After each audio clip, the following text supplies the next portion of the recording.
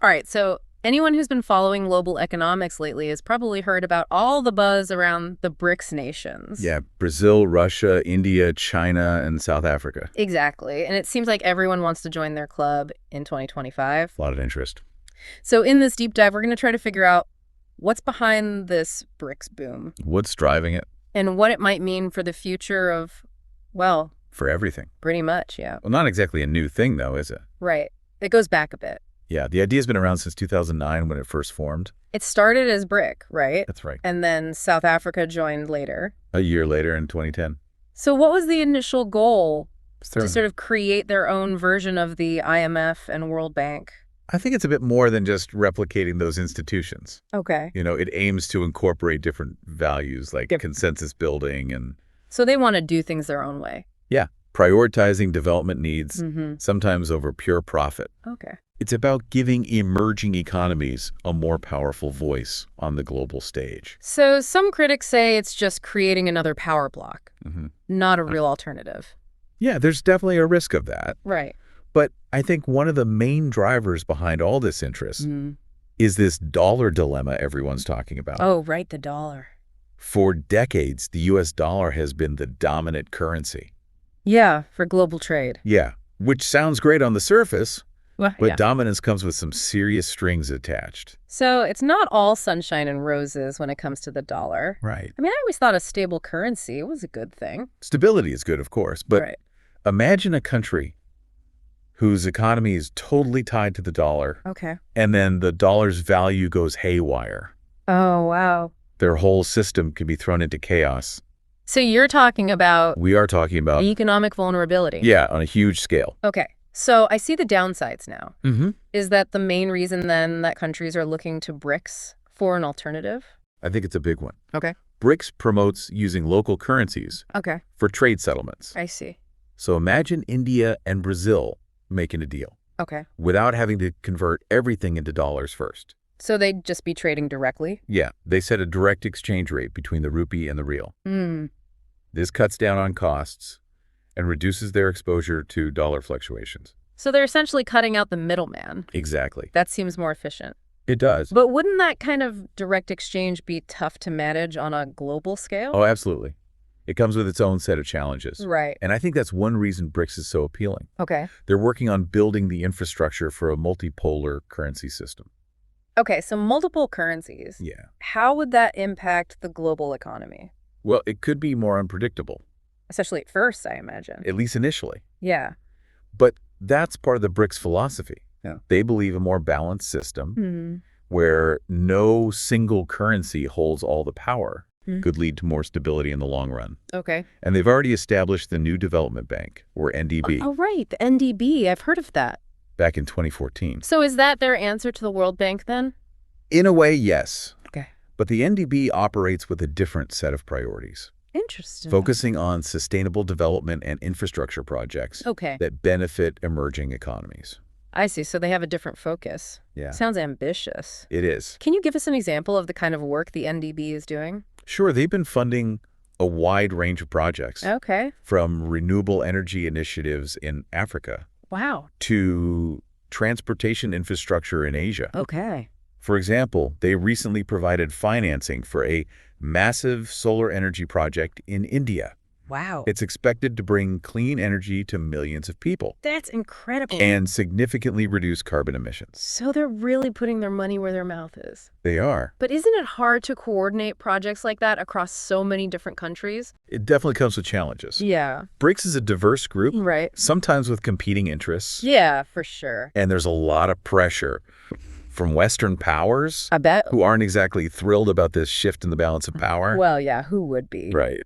Things are about to get a lot more complicated in 2025. Yeah. With all these new countries applying to join BRICS. It'll be interesting to see what happens. What do you think will happen?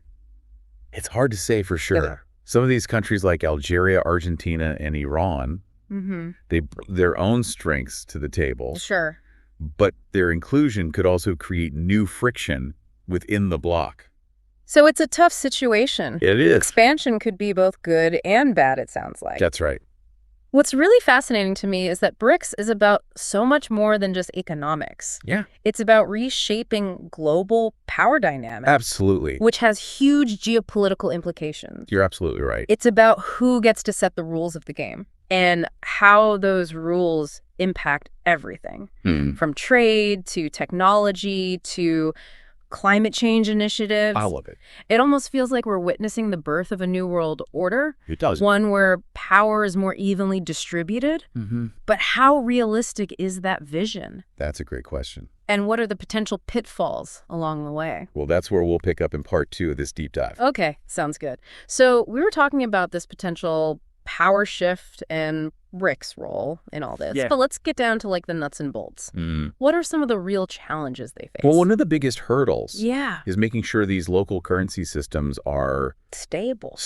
yeah, and reliable. Right, because currency values can fluctuate a lot. Oh, especially in emerging markets. Yeah. So BRICS is going to have to come up with some pretty sophisticated ways to manage that risk. If you're going to challenge a system like the dollar, you need a really solid alternative. Exactly. And it's not just about creating a parallel system. Right. It's about the infrastructure to support it. That makes sense. Not every country has the financial systems in place. Right. To handle these transactions in local currencies. Yeah, large-scale transactions. So that sounds like a huge logistical challenge. It is. How are they approaching that? Well, they're taking a collaborative approach, Okay. sharing knowledge, Mm-hmm. providing technical assistance, Okay. and investing in the development of more robust financial frameworks across the member states. So they're in it for the long haul. It's a long-term strategy, yeah, Yeah. but they seem committed to making it work. It sounds like they're creating a whole new economic ecosystem. It does a bit. Even if they can solve those challenges, though, don't they still have to deal with pushback from the big players? Oh, The absolutely. existing powers? Some Western nations see BRICS as a threat Of course. to their dominance. Yeah. There's a lot of skepticism Right. and even outright opposition to their goals. I can imagine. So it's going to be a constant balancing act for BRICS to navigate those geopolitical tensions. And then on top of that, you Yeah. have the potential for internal disagreements as well. Right. We touched on this earlier. Yeah, we did. Yeah. How do those differing interests within BRICS complicate things? Well, it's a constant source of tension. Yeah. For example, China's economic clout within the bloc is undeniable, Right. and that can create anxieties for other members. Sure. Then you have countries like India and Brazil Mhm. who are vying for regional leadership roles. Yeah. So everyone wants to be top dog. Finding common ground and building consensus is essential, Mm-hmm. but it's not always easy. You mentioned that adding new members could make things even more complicated. Yeah. How might that play out? Well, imagine a country like Iran joining BRICS. Okay. It would bring significant geopolitical baggage, Right. potentially alienating some existing members Right. and further straining relations with the West. Yeah. So it's a very delicate situation. It is. Expansion of BRICS, then, is kind of a double-edged sword. Yeah. It strengthens their numbers, Yeah. it increases their influence, Yeah. but it also adds more voices. And potentially more conflict. Right, more conflict to the mix. Precisely. And then there's the whole question of whether BRICS can actually live up to its ideals. Right. They talk a lot about creating a more just and equitable global system, but can they actually deliver on that promise? That's the big question. We've talked about the economics, Yeah. the geopolitics, but what about the human element? Yeah. How does this potential power shift impact everyday people? That's where things get really interesting Okay. for people in developing countries. Mm-hmm. A multipolar world could mean greater access to resources, Mm-hmm. technology opportunities. Yeah.